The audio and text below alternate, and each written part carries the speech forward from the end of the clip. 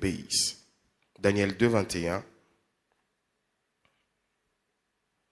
C'est lui, donc c'est Dieu, qui change les temps et les circonstances, qui renverse et établit les rois, qui donne la sagesse aux sages et la connaissance à ceux qui ont de l'intelligence. Éphésiens 5, 16, la Bible dit « Rachetez le temps car les jours sont mauvais ». Romains 8, 35 à 39. Qui nous séparera de l'amour de Christ? Serait-ce la détresse, l'angoisse, la persécution, la faim, le dénuement, le danger ou l'épée? Au contraire, dans tout cela, nous sommes plus que vainqueurs grâce à celui qui nous a aimés. En effet, j'ai l'assurance que ni la mort, ni la vie, ni les anges, ni les dominations, ni le présent, ni l'avenir, ni les puissances, ni la hauteur, ni la profondeur, ni aucune autre créature ne pourra nous séparer de l'amour de Dieu manifesté en Jésus-Christ notre Seigneur. Et l'Église dit Amen. Nous pouvons nous asseoir. Comme je l'ai dit en introduisant, c'est que mon message sera intitulé « Attaché au maître du temps ». C'est quoi l'attachement? L'attachement, c'est un sentiment d'affection, de sympathie durable, qui lie les personnes ou qui lie les personnes aux choses ou aux biens. Et ce mot attachement a pour synonyme l'affection, l'estime, le lien, intérêt, sentiment, le goût, relation, une attache, une tendresse, une fidélité et aussi une sympathie. Pourquoi dans ce grand thème nous voulons parler de l'attachement? Il est donc important dans ce temps d'avoir des points d'attache. D'une partie, il y a le temps et d'autre part, il y a celui qui dompte le temps. Il est tout à fait normal que d'avoir de ton côté celui qui est supérieur, car le faible recherche toujours la sympathie du plus fort. Bien-aimés dans le Seigneur, le temps est plus fort que l'homme. Le temps est au-dessus de l'homme. Avec le temps, l'homme perd ses capacités cognitives. Avec le temps, l'homme vieillit. Les rides apparaissent. Avec le temps, sa chevelure change de couleur. L'homme perd ses capacités physiques. Avec le temps, l'homme perd sa beauté. Avec le temps, l'homme perd son aisance. La Bible même dit, quand tu es jeune, tu es fort, tu peux aller là où tu veux. Mais quand tu vieillis, un autre t'habillera, te conduira où tu ne pourras toi-même aller quand tu étais fort. La Bible reconnaît qu'il y a un temps pour toutes choses.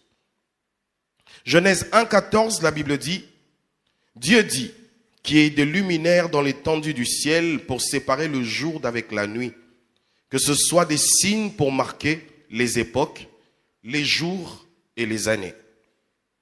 Et quand Christ naquit, bien-aimé, on vit son étoile paraître en Orient. Ecclésiaste 3, la Bible dit, il y a un moment pour tout et un temps pour toute activité sous le ciel. Un temps pour naître, un temps pour mourir. Un temps pour planter, un temps pour arracher ce qui a été planté. Un temps pour tuer, un temps pour guérir. Un temps pour démolir et un temps pour construire. Un temps pour pleurer, un temps pour rire. Un temps pour se lamenter et un temps pour danser. Un temps pour lancer des pierres et un temps pour en ramasser. Un temps pour embrasser et un temps pour s'éloigner des embrassades. Un temps pour chercher et un temps pour perdre. Un temps pour garder et un temps pour jeter. Un temps pour déchirer et un temps pour coudre. Un temps pour se taire et un temps pour parler. Un temps pour aimer et un temps pour détester. Un temps pour la guerre et un temps pour la paix. Comme nous l'avons lu dans Ecclésiaste 3, du 1er verset au 8e verset, la Bible reconnaît qu'il y a un temps pour tout. Il est donc important de comprendre ceci, que le temps s'attache donc à tout moment, à tout climat, à toute saison, à tout événement ou à toute période de la vie de l'homme sur la terre. Sous le ciel, tout est fonction du temps. Tout se rattache au temps. Sa compréhension est donc importante pour ne pas le perdre. Au regard de tout ceci, nous pouvons comprendre que le temps peut être considéré comme une durée. L'espace entre le début et la fin d'un événement. Nous parlons de la résurrection de Christ où on parle de 3 jours. Il y a un début, puis il y a une fin. Le temps. Une époque. Jésus parla de l'époque de Noé. Il fait appel à une autre génération. Comme nous le disons, autre temps, autre mœurs. Le temps peut être considéré aussi comme un événement. L'année de la mort du roi Osias. C'est un temps qui marque sa vie. C'est un événement qui reste ancré en lui. Il pourra peut-être oublier l'heure, mais il ne va jamais oublier ce qui s'est passé à ce moment précis. La douleur qui a déchiré son cœur quand il a appris la mort du roi Osias. Le temps peut aussi être considéré comme un climat ou une période économique. Comme nous disons, les temps sont durs. Nous traversons un mauvais temps, par exemple, un orage. Et comme l'adage humain le dit, après la pluie vient le beau temps. Nous l'avons lu, bien-aimés, ensemble. Rachetez le temps, car les jours sont mauvais. Racheter le temps sous-entend que nous avions du temps au départ, mais que nous l'avons perdu en ne le mettant pas bien à profit. Racheter le temps signifie donc le posséder à nouveau, en devenir maître, en faire un usage meilleur pour donner un sens à notre existence. Dis à celui qui est à côté de toi, rachetons le temps. Peut-être que hier que tu as mal utilisé le temps. Peut-être que hier, tu as fait n'importe quoi avec le temps que Dieu t'a donné. Mais vous savez, tant que nous vivons, il y a toujours de l'espoir et nous pensons et nous croyons que Dieu nous a convoqués dans ses assises afin que nous puissions mettre à profit le temps qu'il nous donne sur cette terre.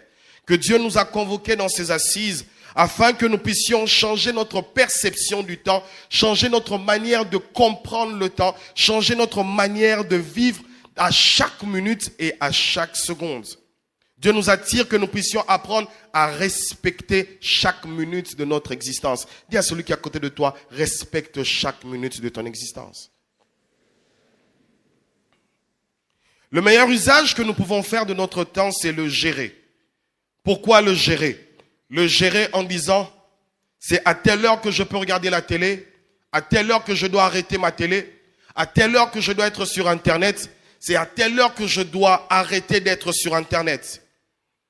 Le meilleur usage aussi, c'est de l'utiliser. Comment utilises-tu le temps que Dieu a mis devant toi? Comment utilises-tu le temps que Dieu t'a donné? Qu'est-ce que tu fais du temps que Dieu t'a donné? Qu'est-ce que tu fais du temps que Dieu a mis en ta possession? Le meilleur usage aussi, c'est de l'investir. Tout temps n'est pas à dépenser, mais il y a des temps où nous devons investir. Investir dans la formation, investir dans l'apprentissage. Qu'est-ce que tu apprends chaque jour qui te rapproche de ta destinée? Qu'est-ce que tu apprends chaque jour qui te rapproche de ton futur? Qu'est-ce que tu apprends chaque jour qui te rapproche de ton travail? Mais aussi, le meilleur usage de temps, c'est le convertir. Comment on convertit le temps? Comment tu convertis le temps qui t'est donné? Comment tu mets à profit le temps qui est mis à ta disposition? Qu'est-ce que tu fais pour que ce que tu as comme temps aujourd'hui puisse être converti à des années meilleures demain? Nous avons l'habitude d'investir de l'argent, mais nous n'investissons pas seulement de l'argent. Nous ne convertissons pas seulement de l'argent, mais nous convertissons aussi le temps que Dieu a mis à notre disposition afin que demain soit meilleur. Si tu es d'accord avec moi, dis Amen. Dans le deuxième point, je voudrais parler aussi de Jésus. Parce qu'en réalité, mon message s'articule et tourne tout autour de Jésus-Christ. Qu'est-ce que Jésus dit par rapport au temps? De son bref passage sur terre pendant 33 ans et 3 ans de ministère, Jésus a parlé de beaucoup de choses qui concernaient le temps. Et écoutez ce qu'il dit dans Matthieu 16, verset 3. Il y aura de l'orage aujourd'hui car le ciel est d'un rouge sombre. Vous savez discerner l'aspect du ciel et vous ne pouvez discerner les signes des temps. Jean 7, 6, Jésus leur dit, mon temps n'est pas encore venu, mais votre temps est toujours prêt. Il dit, mon temps n'est pas encore venu et votre temps est toujours prêt. Et pour mieux comprendre ce texte et pour mieux comprendre le sens dans lequel nous voulons placer toutes ces choses, je suis allé lire, réciter la prière que nous appelons quotidiennement la prière de notre Père. Vous savez, en suivant ou en lisant cette écriture dans Matthieu 6, 9 à 13, nous pouvons comprendre un petit peu pourquoi Christ est en train de dire comment est-ce que nous devons prier. Et je me suis rendu compte d'une chose. Matthieu 6, 9 à 13 est en train de parler des choses qui sont comprises et prises dans le temps. Et Jésus-Christ même qui montre aux disciples comment prier, il leur dit, quand vous priez, dites, notre Père qui est aux cieux.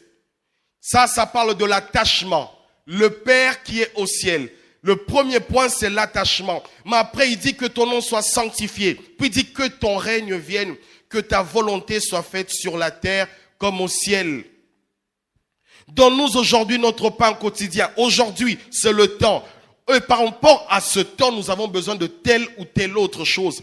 Par rapport à ce temps, nous avons besoin de telle ou telle autre chose. Je ne sais pas ce dont tu as besoin ce matin, mais je suis en train de croire que en priant, en disant notre Père qui est dans les cieux, donne-moi ce qui me convient aujourd'hui, et je crois que cela te sera donné dans le nom de Jésus. Parce que cela fait partie de la prière que Christ a donnée aux disciples. Et bien aimé, tout événement, je voudrais que vous puissiez vous rappeler et noter ceci, que tout événement, que toute période, que tout climat, que toute saison se retrouve greffé au temps. Rien ne se passe sur la terre, sous le ciel, sans être dans le temps. Mais il y a un problème. Le problème, c'est que Jésus-Christ, en étant dans le temps, mais ne vivait pas en fonction des temps des hommes. Et c'est pourquoi il disait toujours, mon temps n'est pas encore venu, mais votre temps est toujours prêt. Mon temps n'est pas encore arrivé. Qu'y a-t-il entre toi et moi? Mon temps n'est pas encore venu. C'est pour dire que Jésus-Christ vivait en fonction du temps kairos et non du temps chronos. Pourquoi? Parce qu'il voulait une synchronisation avec ce qui était fait dans le ciel et sur la terre. Alléluia.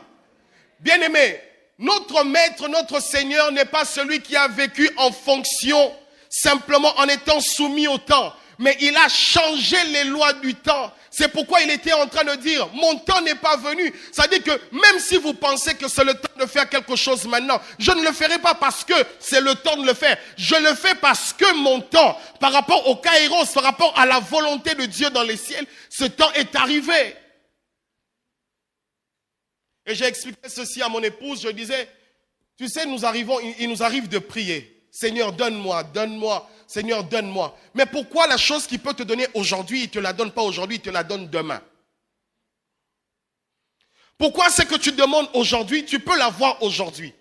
Ça veut dire que tu t'es synchronisé au kairos, à la volonté de Dieu, pour avoir ce que tu as demandé. Mais il y a aussi des prières où tu pries, tu cherches la face de Dieu, tu jeûnes.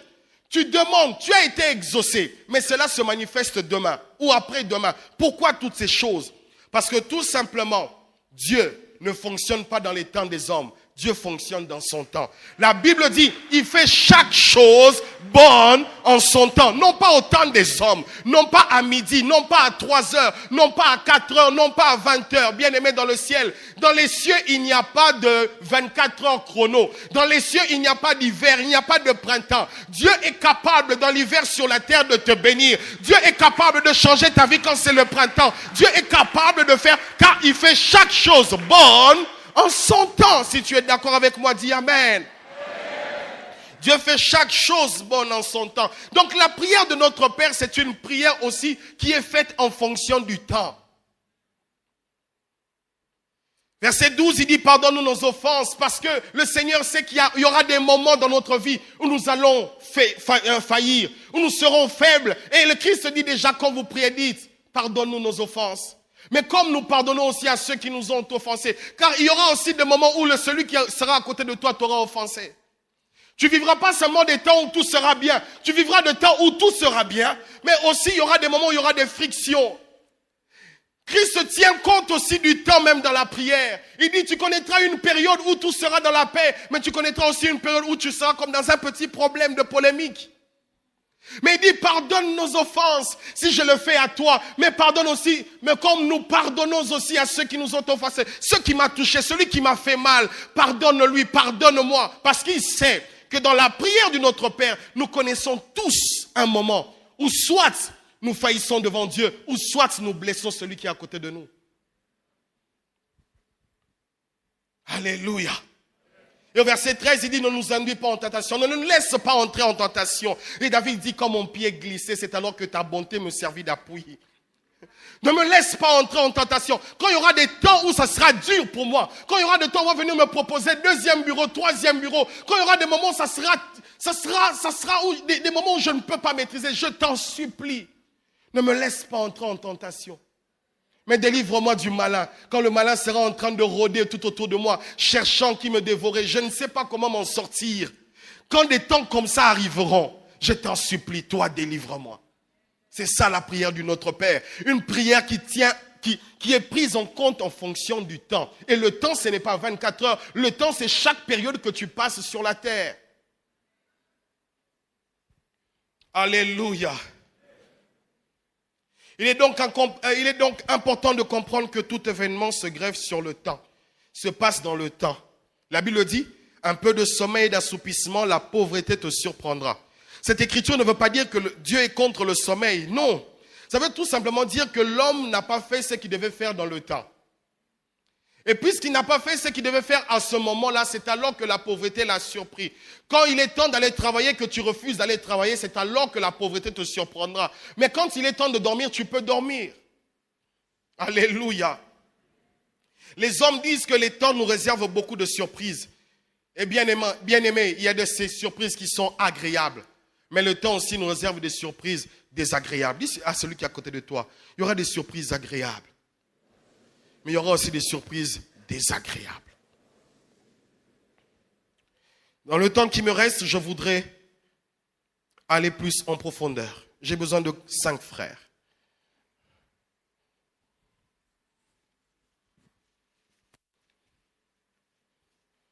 Comprenez les frères, c'est le matin, on a du mal à démarrer.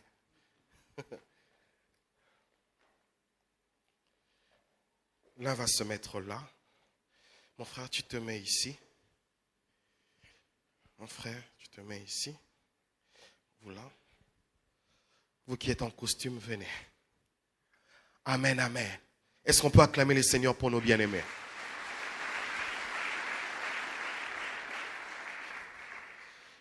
Comme je disais, le thème de mon message, c'est attaché au maître des temps. Tu n'as pas le corona, je n'ai pas le corona, c'est bon. On peut s'attacher. Le maître des temps. Vous savez, quand nous lisons cette écriture, nous rendons compte de 2 faits. Des fois, nous avons l'impression que Jésus-Christ, nous avons des fois l'impression que les vagues se lèvent, le vent se lève sur le lac pendant qu'ils étaient déjà dans la barque. Non, non. Le premier à mettre le pied dans la barque sur le lac, c'était Jésus. La Bible dit, il mit le pied dans la barque, c'est alors que les disciples le suivirent. Donc il y avait un tel attachement là où Christ était, ses disciples aussi se retrouvaient. Il était impossible de te trouver dans un endroit où il y a Christ sans ses disciples. C'est impossible. Le seul endroit où il y a Christ sans ses disciples, c'est à la croix. Il est donc impossible. Parce que bien aimé, comme je vous ai dit, il est très important dans la vie d'avoir des alliés. Et il est aussi très important de conclure des alliances fortes. C'est-à-dire que les disciples savaient que la force de cet homme, c'est notre force. Mais ils ne voulaient pas partager la faiblesse parce qu'ils disaient, non, non, nous ne voulons pas que tu meurs. Parce qu'ils vivaient avec un Christ qui était tout le temps fort. Mais quand il y a l'attachement, c'est que ces personnes se retrouvent dans la barque. Mais en se retrouvant dans la barque, ils ont refusé de rester à terre. Mais ils voulaient aller dans le lac avec Christ. Alors ils se sont tous retrouvés dans la barque. Dans notre version, on dit que le vent se souleva, les vagues étaient en train de couvrir la barque, c'est alors que même que Christ était en train de dormir. Donc ça veut dire qu'il préférait être avec un Christ endormi que d'être seul sur terre. Ce n'est pas parce que Dieu n'agit pas dans ta vie aujourd'hui qu'il ne va jamais faire quelque chose demain. Ce n'est pas parce qu'aujourd'hui il y a comme un silence de Dieu que Dieu ne parlera pas demain.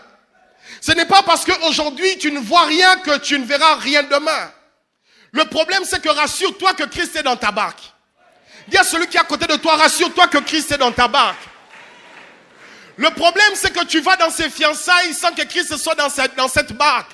Tu vas dans un travail sans que Christ soit dans cette barque. Rassure-toi que Christ est dans la barque. Parce que tu ne sais pas, lors de la traversée, il y aura aussi des tempêtes. Et dans les moments de la vie, bien aimé, il y a des moments où il y a des tempêtes, il y a aussi d'accalmie. Il y a des moments où c'est bien, mais il y a des moments où c'est amer.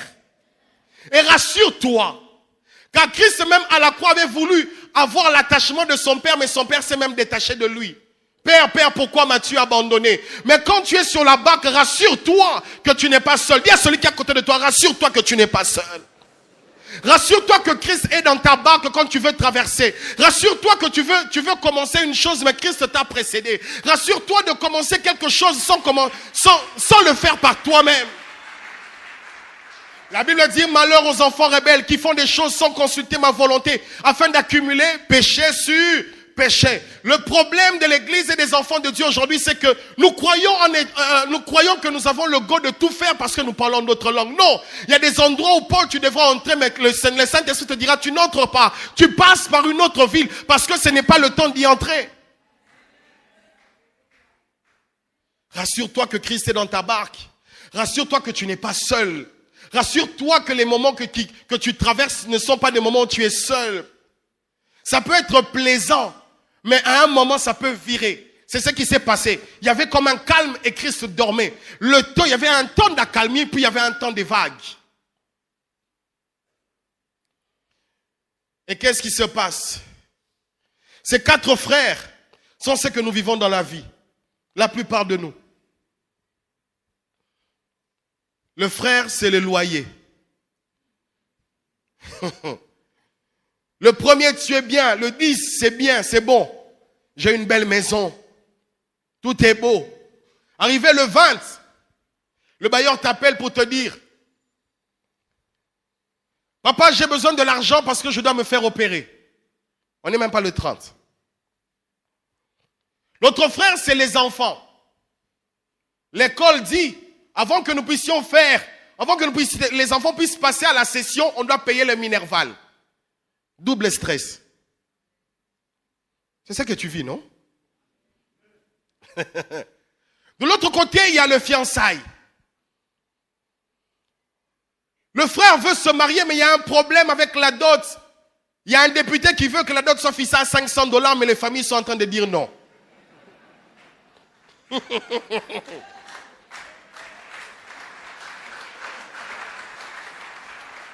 Ces derniers temps, il y a des prières et des contre-prières.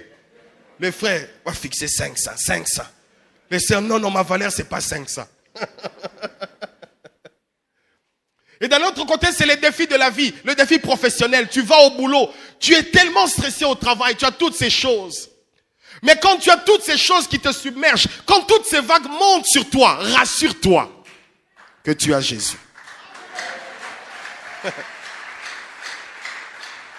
Quand le médecin t'a dit que tu es malade et cette maladie ne va jamais guérir, madame, préparez-vous à mourir. Rassure-toi que le médecin, quand il a dit avec ses machines. Mais toi qui as entendu, tu as entendu avec Jésus. C'est pourquoi je suis en train de dire à quelqu'un, rassure-toi, même quand tu vas au cabinet médical, avant, prie. Rassure-toi que quand tu entres avec Jésus. Rassure-toi que quand tu vas à l'hôpital, tu vas avec Jésus. Rassure-toi quand tu vas à l'école, tu vas avec Jésus. Rassure-toi que quand tu vas au marché, tu vas avec Jésus. Rassure-toi quand tu montes sur une moto, tu montes avec Jésus. Rassure-toi que quand tu vas dans le transport, tu vas avec Jésus. Rassure-toi que quand tu montes dans l'avion, tu montes avec Jésus. Si tu es d'accord avec moi, dis Amen. Et le problème, c'est que j'aime ça. Daniel est en train de dire, lui, Dieu, il est celui qui change le temps. Dieu change le temps. Avec toutes ces choses qui nous arrivent. Pour voyager, il faut le carnet de vaccin.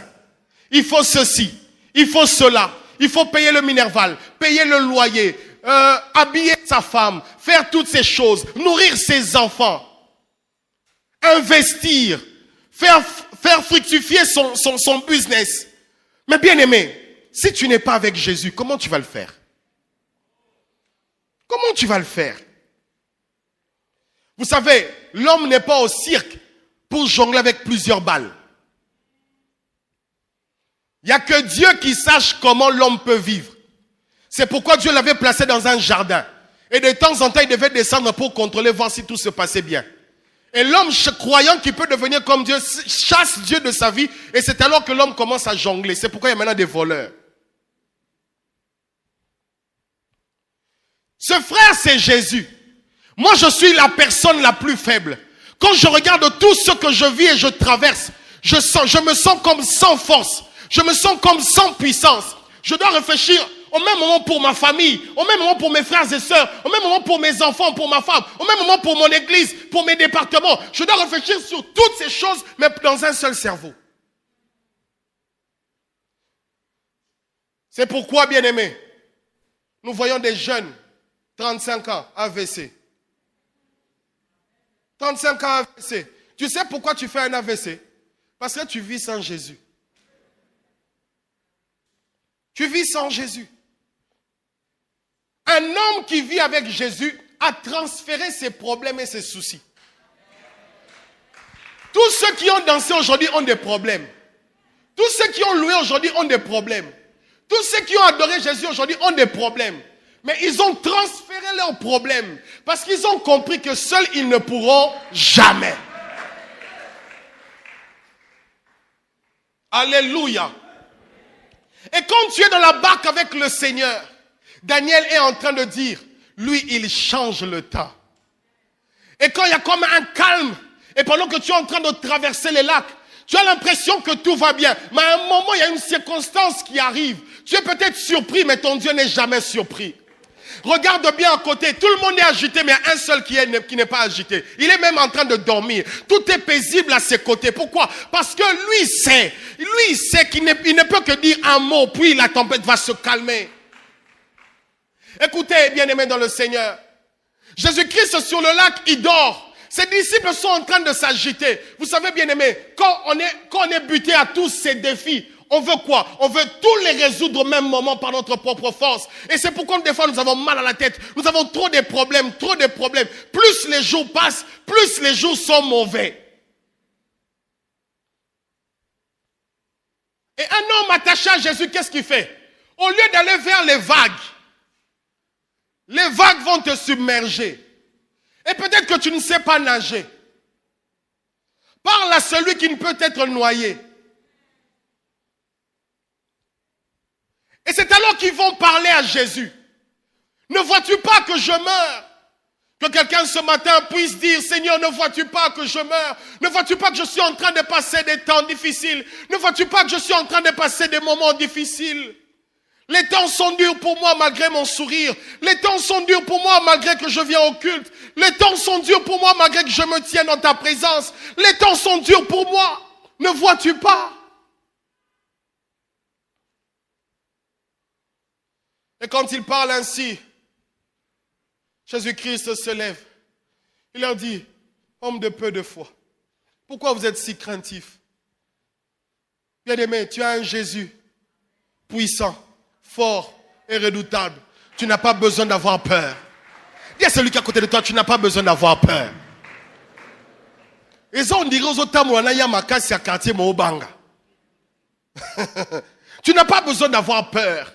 Tu n'as pas besoin d'avoir peur de la situation qui est dure. Elle est peut-être dure à tes yeux, mais elle n'est pas dure aux yeux de l'Éternel. Elle est peut-être infranchissable pour toi. Mais crois-moi, tu n'as pas besoin d'avoir peur. Tu n'as pas besoin d'avoir peur. Je parle à une femme qui a l'impression que les années sont en train de passer dans sa vie et qu'elle n'est pas en train de se marier. Elle pense qu'elle est en train d'aller vers la ménopause. Non. Si tu penses que tu vas vers la ménopause, il y a eu une femme avant toi qui même, elle était déjà ménopausée, mais elle a eu un enfant quand même.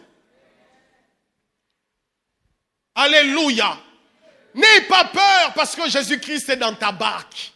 N'ayez pas peur parce que Jésus-Christ va se lever. N'ayez pas peur parce que Jésus-Christ va parler. N'ayez pas peur parce que Jésus-Christ va menacer le vent. N'ayez pas peur parce que la tempête va obéir à celui qui a parlé. N'ayez pas peur. N'ayez pas peur de dire que l'obier au Simba. N'ayez pas peur de dire que demain ça va marcher. Aujourd'hui je n'ai pas mangé, mais demain je jetterai, j'éviterai même de jeter, je mettrai dans le congélateur. N'ayez pas peur de dire qu'aujourd'hui ça ne marche pas. Je n'ai qu'un seul pantalon, je ne sais même pas venir au culte. N'ayez pas peur. Sache que demain l'Éternel t'habillera. N'ayez pas peur de croire que ce sont des choses compliquées. N'ayez pas peur de dire je ne participerai pas à la session. Non, mon frère, ma soeur, Dieu est celui qui pourvoira et tu payeras les frais au nom de Jésus. N'aie pas peur de te dire mon âge est en train de dépasser, je ne suis pas encore marié, mon frère. N'aie pas peur de la vieillesse. Ta vieillesse sera heureuse. Laisse-moi prophétiser. Ta vieillesse sera heureuse au nom de Jésus. N'aie pas peur de ce que tu traverses, de ce que les vagues te peuvent te terrifier. La puissance des vagues se calme par une parole. Oh my God. Il n'a même pas tonné, il a dit, toi vague, silence. Vous savez, si j'étais à côté de Jésus, j'aurais dit, maître, il faut rajouter, le maître est ici. J'aime ce qu'on dit, silence, ici on travaille. Bien-aimé, n'aie pas peur de ce que tu traverses dans ta vie. N'aie pas peur de ce que tu vois. Même quand on te rappelle tous les jours, mais pourquoi ça ne marche pas? Pourquoi ça ne marche pas? Tu dis, moi je suis différent. C'est que ça ne marche pas, ils sont sans Jésus. Moi, ça va marcher. Mais comment tu sais? Je ne sais pas. Mais ce que je sais. Ça va marcher. N'aie pas peur des contradictions qui arrivent de temps en temps dans ta vie. J'ai passé 4 ans de mariage, sans enfants bien-aimés, 7 fausses couches connues et 21 fausses couches non connues. En 4 ans. Et le jour où je rentre, le pasteur a dit, si Dieu vous donne, il vous donne. S'il ne vous donne pas, il ne vous donne pas. C'est bon. On a dit, bon, c'est bon maintenant. On va vivre notre vie. On a commencé à sortir. Tu as peur, tu pleures. Non. Commence à vivre ta vie comme un fou. Vous savez, le fou ne se soucie pas s'il a un habit, s'il a mangé. Il ne se soucie pas de ça. Vous savez pourquoi? Parce que dans son état de folie, il est sûr que c'est lui le plus grand sapeur de l'avenir.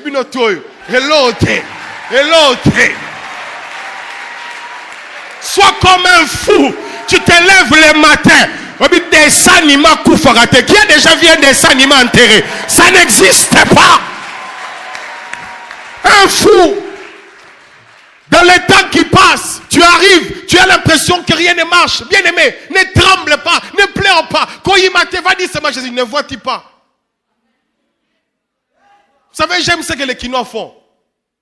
Il a un problème, il sait qu'il a un juriste quelque part. Maître, tout le monde a un problème. N'aie pas peur. Je ne sais pas pourquoi je veux m'apaisantir là. N'aie pas peur. N'aie pas peur, quel que soit le temps. Le temps peut passer. Les cheveux sont en train de changer. La barbe est en train de devenir blanche. Mais n'aie pas peur. La dernière minute, j'aime ce que le club dit. Nzombo le soir. Vous connaissez les Nzombo le soir? Les buts qui viennent à la dernière minute. Et les Nzombo le soir ne viennent pas pour un match nul.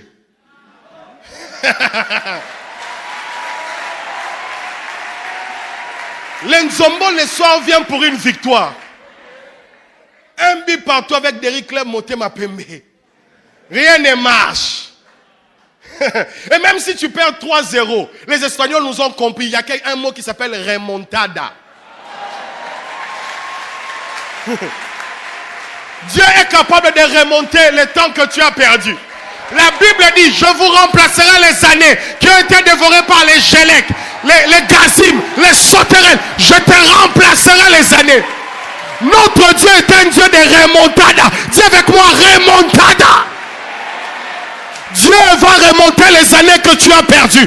Dieu va remonter les années que tu as perdues. Dieu va remonter les années que tu as perdues. C'est vrai que tu ne travailles pas, mais ton premier boulot, Dieu va couvrir les déficits des années antérieures. C'est vrai que ton ministère n'est pas encore connu, mais il y aura une remontada. Tu sais pourquoi? Parce que tu n'es pas seul. Regarde à côté de toi, dis au voisin, je ne suis pas seul. Je ne suis pas seul. Je ne suis pas seul. Accompagne-moi, je ne suis pas seul. Dieu va remplacer les années qui ont été dévorées. N'aie pas peur que les gens disent, que les gens parlent. Oh my God.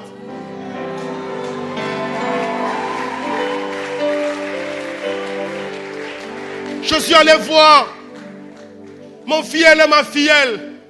Ils sont en train de pleurer. On n'a pas encore d'enfants, on n'a pas encore d'enfants. J'ai dit, ça fait combien de mois que vous êtes mariés? Oh non, c'est mon mois de janvier. J'ai dit, ah, vous aussi, janvier. Frère, nous on a fait 4 ans. N'ayez pas peur. N'ayez pas peur. N'ayez pas peur. Ta situation n'est pas la première. Dieu est le spécialiste des cas compliqués. N'ayez pas peur. Même si Lazare meurt, ne t'en fais pas. Il a permis que Lazare meure, mais pour lui, ce n'est pas la mort. Pour lui, il appelle le sommeil. N'aie pas peur de ce que tu traverses et de ce que tu vois avec tes enfants. Mon enfant, c'est un bandit. Ma fille, c'est une prostituée. N'aie pas peur. Toi seulement, Seigneur, ne vois-tu pas? Ne vois-tu pas? Ne vois-tu pas? N'aie pas peur de ce que tu traverses. N'aie pas peur. Il y a Jésus dans ta barque. Et si tu n'as pas Jésus dans ta barque, cherche-le. Afin qu'il monte dans ta barque. Mais l'avantage, c'est de monter avec Jésus. Parce qu'en réalité, même quand ça sera dur, dès le départ, il est là. Mais quand tu as déjà entamé le chemin, les temps qui viennent, il va te demander quelque chose, de sortir de la barque, de marcher. Car la seule fois où les disciples ont traversé sans Jésus et que les vagues ont commencé à les submerger, ils ont dit quoi? Nous sommes en train de mourir. Mais quand Jésus apparaît, Pierre sort de la barque. Oh my God!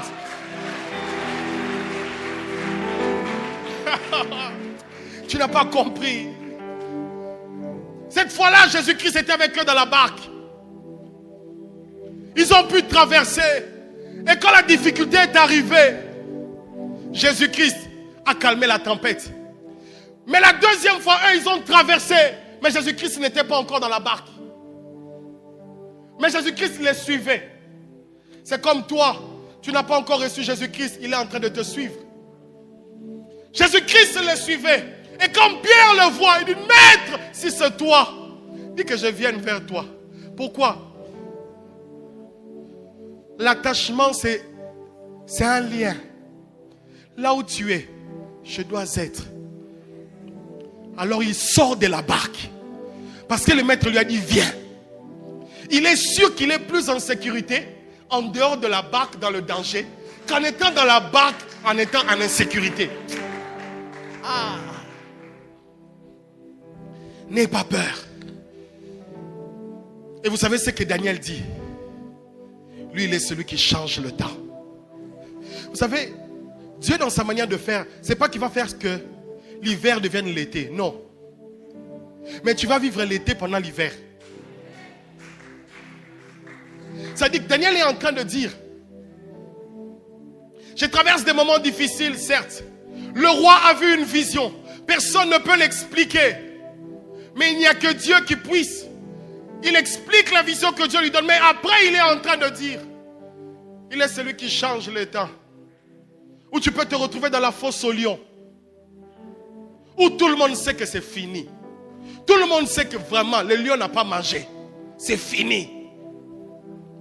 Mais écoute, même dans ce temps où tu es dans la fosse au lion, tu peux être sûr d'une chose. Tu y entres avec Jésus. Tu y entres avec Jésus. Et quand tu entres avec Jésus dans la fosse au lion, le roi viendra vérifier. Vous savez, il y a des gens qui savent que nous sommes chrétiens.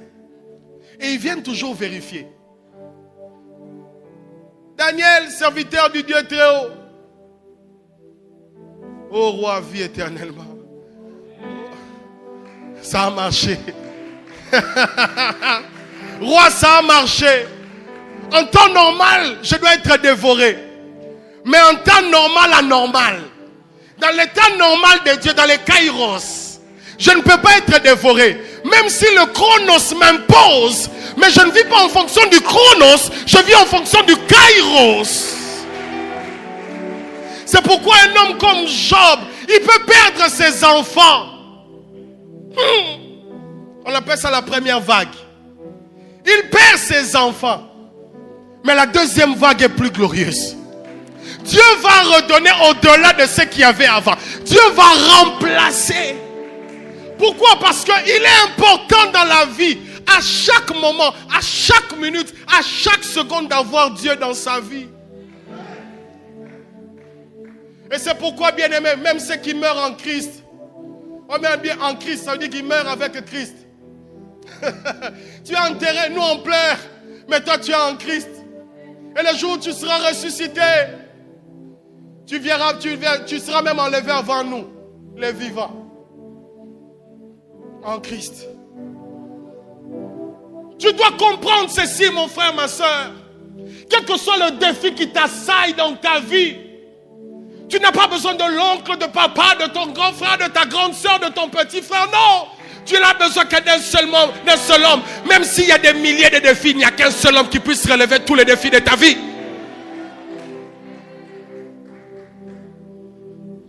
Et bien aimé dans le Seigneur, Daniel dit, il change les temps et les circonstances.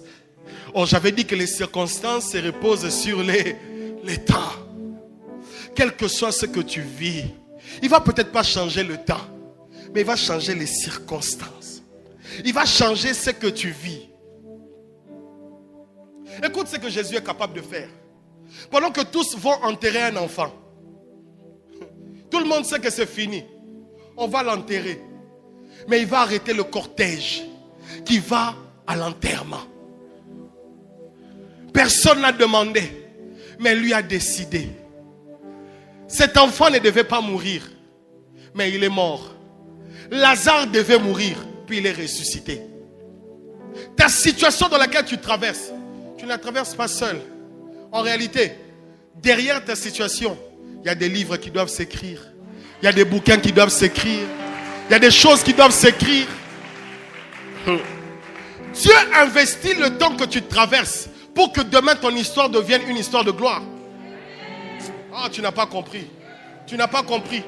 Tu vois ta situation, tout le monde connaît ta situation. On te donne même le nom de Rahab la prostituée. On te donne le nom de la stérile. On te donne le nom de celui du fou de Gadara. Ce n'est pas un problème.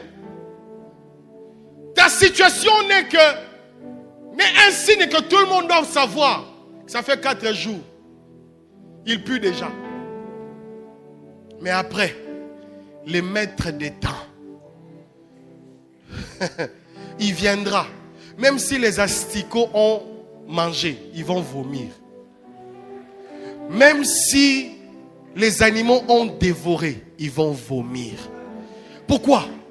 Parce que le maître des temps est capable de faire avancer, d'abréger le temps, mais aussi de faire reculer les choses.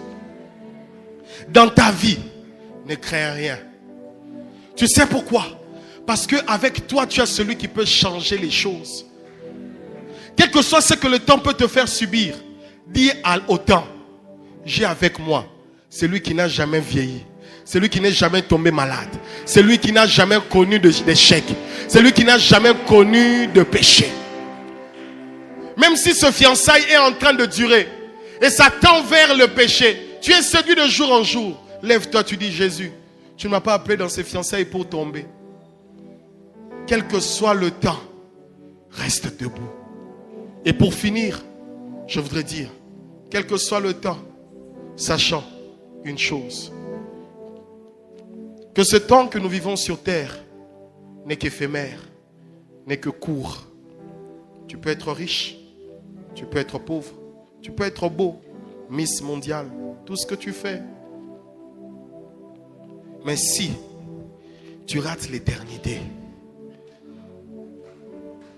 l'éternité qui est plus l'infini, parce que là nous sommes dans un temps, mais après il y aura aussi un autre temps. Un autre temps où il n'y aura pas d'années, il n'y aura pas de mois, il n'y aura pas de siècles. Ça s'appelle l'éternité. Et si tu es sans Jésus, tu vivras aussi dans une éternité sans Jésus. Il est temps pour toi de mettre ta vie en ordre. Et n'oublie jamais, quoi que tu traverses, tu n'es pas seul. Jésus est avec toi. Que Dieu vous bénisse.